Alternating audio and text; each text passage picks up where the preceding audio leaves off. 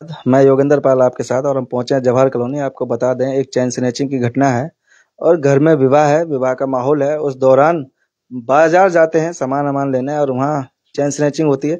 माता जी हमारे साथ हैं, इनसे ही जानेंगे पूरा मामला कि क्या हुआ था, वो इनसे पता करेंगे। क्या नाम माता जी? उर्मिला वर्मा। उर्मिला जी हमारे साथ हैं। उर्मिला जी, क्या हुआ था? मैं 8 तारीख को लड़के के साथ, बड़े लड़के ने कहा मम्मी आप आ जाओ 1 नंबर में शॉपिंग करने के लिए। मैं गई 1 नंबर शॉपिंग किया। फिर मैं 1 नंबर मोड़ से बैठी, खाली ऑटो था, जवाहर कॉलोनी कर रहा था। उसमें बैठी, एक लेडीज आ गई, बोली माता जी उधर हो जाओ मैं बैठूंगी। वो बैठ गई।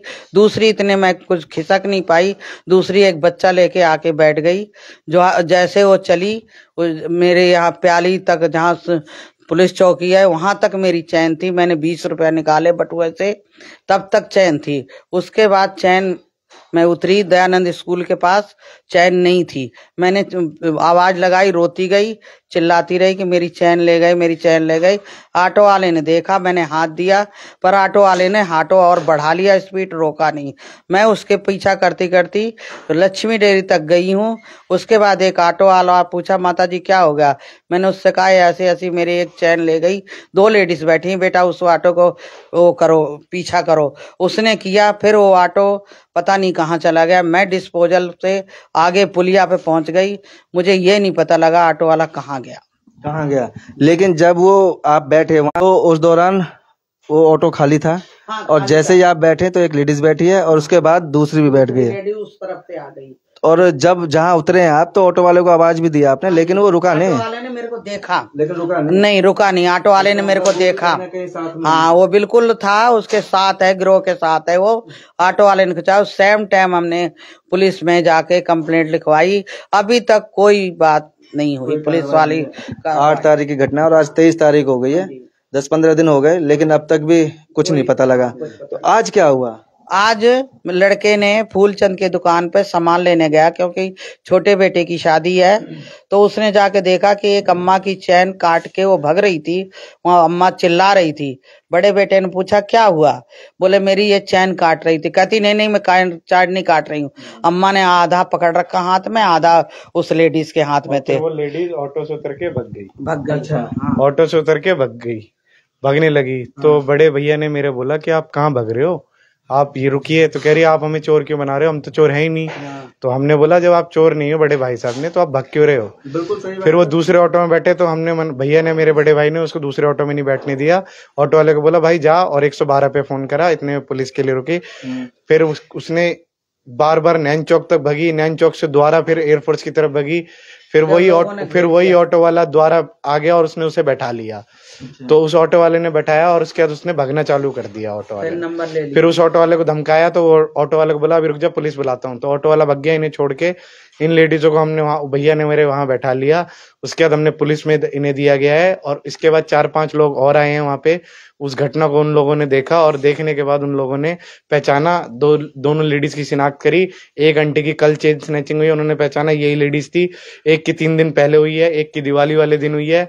और वो सबने पहचाना यही 2 लेडीज थी। किसी के साथ एक लेडीज थी, किसी के केस में 2 लेडीज थी। मतलब ये गिरोह है, अकेली सिंगल लेडी नहीं है। एक बार इसके साथ घूम रही है, फिर वो दूसरे के साथ घूम रही है, ऐसा चल रहा है इनका चलन। और ये ऐसा ही नहीं है कि लेडीज ही हैं, इनके साथ आदमी भी हैं जो वो भी होगा। ऑब्वियसली आदमी 100% होगा। मैं तो 100% श्योर हूँ, क्योंकि अकेला आदमी इतना बड़ा काम नहीं कर सकता। आप बात समझना। और वो लेडीज बिल्कुल नहीं डर रही है। उसकी बयानबाजी से लग रहा है वो प्रोफेशनल है। वो हंस रही थी वहां खड़े होके। उन्होंने बच्चा भी ले रखा है अपने साथ, और बच्चा भी उन्होंने इस तरीके से, ताकि लोग उनकी तरफ ध्यान ना दे, बच्चे लेके घूम रही हैं वो। तो ये एक पूरा का पूरा इनका पूरा गैंग है मेरे हिसाब से। और इस गैंग का पूरा देखा जाए तो पूरी इधर जवाहर कॉलोनी, डबुआ, एयरफोर्स, इस तरफ एक्टिव है ये। और इनका टारगेट जो है बेसिकली एजिड लोग हैं, जिन लोगों को ना भागा जाए ना चला जाए। तो इस हिसाब से इनका हिसाब किताब चल रहा है। और माता जी के भी पैरों में दिक्कत है, दोनों पैरों में दिक्कत है। हाँ जी, बेल्ट बांध के रखती हूँ। हाँ जी, मैं आपने पहचान लिया? हाँ जी, मैंने उससे मास्क पहन रखा था।